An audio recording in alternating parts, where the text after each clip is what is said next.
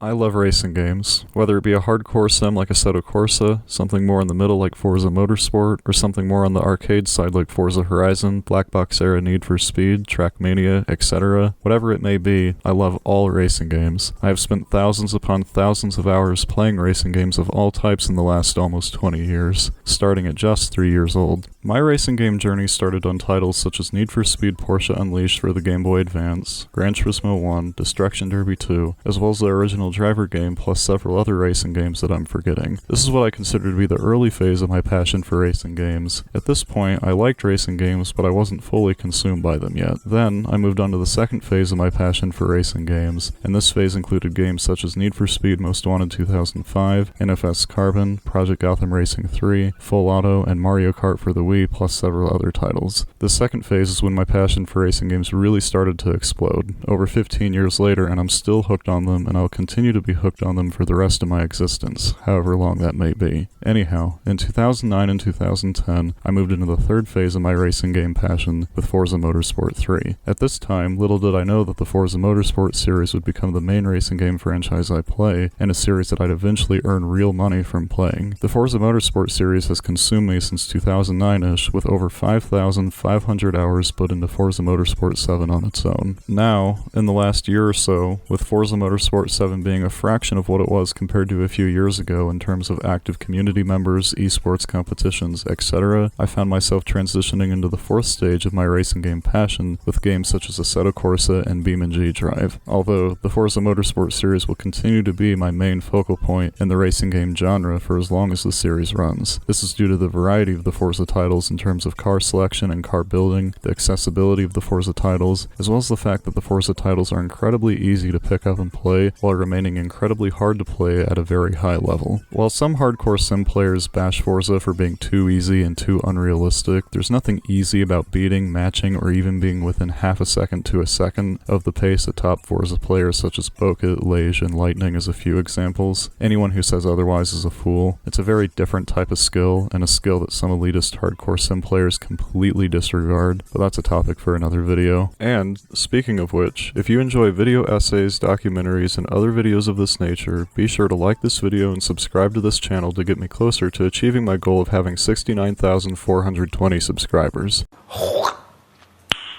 Nice. Anyhow, I love all types of racing games and all the different things each racing game offers. Forza Motorsport for competition, BlackBox era Need for Speed for the corny but immersive stories. She's mine now, and I'm gonna ride her like you never could.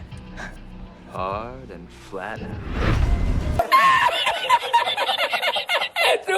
Assetto Corsa for the challenge of learning something new, Trackmania for its wacky and challenging time attack trials, and the list goes on and on. Due to everything I've mentioned so far, I find it incredibly disappointing when people call racing games boring. Of course, I don't expect everyone to enjoy racing games, but, for example, I find it very frustrating when someone will boot up a racing game, whether that be Forza, Assetto Corsa, Trackmania, or another game, then close the game and call it boring after 10 minutes of playing, without taking the time to properly learn how to play the game. One of the greatest aspects of racing games, at least when it comes to racing titles like Forza, Gran Turismo, or Assetto Corsa, is that there's massive variety in what you're able to do in-game. Unlike a shooting game where shooting is pretty much the only thing you can do, in racing games you can do way more than just race. For instance, in Forza, if you want to spend hours creating a masterclass livery in the paint booth, you can do it. If you want to spend hours building and tuning cars to get faster leaderboard times or to increase your odds of doing well in a league race that's coming up due to having a better setup car, you can do it. If you want to spend hours just casually driving around and taking in-game photos, you can do it. In Forza Horizon 5 or in Trackmania, if you want to spend hours building custom routes or custom maps to challenge your friends or teammates, you can do it. In Forza Motorsport, if you want to spend hours running laps in a Rivals event to squeeze out every last thousandth of time you can muster, you can do it. In BeamNG, if you want to spend hours driving and testing different cars and experimenting with the game's physics, you can do it. I could go on and on, but I think I've made my point clear. The point is that racing racing games offer so much variety, which is why I find it insane when a person boots up a racing game, plays it for 10 minutes, then calls it boring and never touches it again. The game will of course be boring if you don't take the time to learn the game and try all the different things said game offers. But if you do take the time to learn the game, try the different features the game offers, get involved with the game's community, etc., the game in question, whether it be Forza, Gran Turismo, Assetto Corsa, Trackmania, or another game, couldn't be any further from boring. From the experience I've had with racing games over the last almost 2 decades, I've always found racing games, at least the ones I've played, to have the most variety, the best competition, the greatest sense of community, and that I'm getting something positive out of life by playing these games. Of course, these aren't just qualities exclusive to racing games, but from my experience, racing games are where those qualities have been the most prevalent. That aside, while I love racing games, I do recognize that they can be a bit overwhelming to new players due to the learning curve of a lot of racing titles, as well as the time and effort it takes to get acclimated to all the different little features and whatever the game may be, and because of this, it makes sense why someone who doesn't usually play racing games will find a racing game boring after 10 minutes of playing for the first time. But if they did take the time to learn the game and get acquainted with it, I'm sure they come to really enjoy it. In my case, there's almost no feeling more rewarding than finally beating a personal best or taking a world record in a Rivals event or hot lap session after hours of running laps and pushing it to the absolute limit. That sense of accomplishment is what keeps me coming back, and I think a lot of racing game players can relate. For painters, almost nothing beats the sense of accomplishment of creating an amazing livery and seeing people use the livery, share the livery, and then seeing people go on social media and give recognition for the incredibleness of the livery in question. For car builders and tuners, almost nothing beats the sense of accomplishment of creating a build or making a tune that allows a friend or teammate to do well in a league race or run a top leaderboard time. For the in-game photographers, almost nothing beats the sense of accomplishment of taking an in-game photo, then sharing the said photo on social media, and seeing people respond positively to the photo, and then seeing people use your in-game photo as a new phone or desktop wallpaper. For route builders and map makers, almost nothing beats the sense of accomplishment of building a route or making a map that thousands of players challenge their friends or teammates to race and compete on. The list goes on and on. There is so much variety in racing games, at least the ones that I've played, and in no world do they come even remotely close to being boring. So, no, racing games aren't boring. You're playing them wrong. Now, with that said, this video is coming to its end. Thank you all so much for taking the time to watch this video essay. Be sure to tune in for when my next video drops, and I'll see you all next time.